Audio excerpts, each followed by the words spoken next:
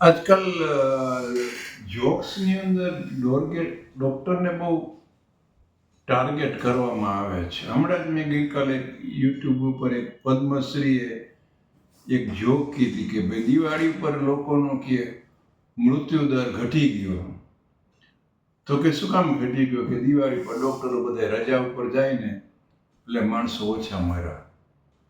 એટલે ડૉક્ટરો જ માણસોને મારી નાખે છે એવું થયું ને એનો મતલબ તો.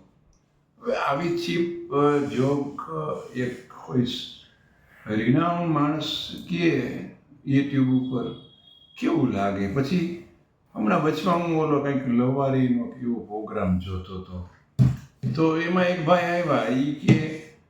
એ કે આમાં કોઈ ડૉક્ટર છે? તો એક ભાઈ કે હા એ ડૉક્ટર છે.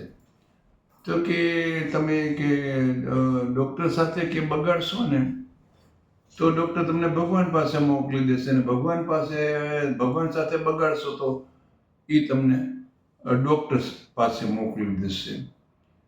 પણ ભઈલા આ જોક તો વર્ષો પહેલાં મેં મારા આર્ટિકલમાં લખેલી, અને આ બધી જૂની ચવાઈ ગયેલી જોક. અને પાછું એ ભાઈ આ જોક્સ બોલ્યા ત્યારે જે એ લવારીના આયોજકો હતા આમ ઊભા થઈ છે ને આમ તાળી પાડવા માંડ્યા, જાણે કોઈ એક્સ્ટ્રા ઓર્ડિનરી જોક કીધી હોય ને. એટલે આ ડૉક્ટરને ચીપ ટાર્ગેટ કરવામાં આવે.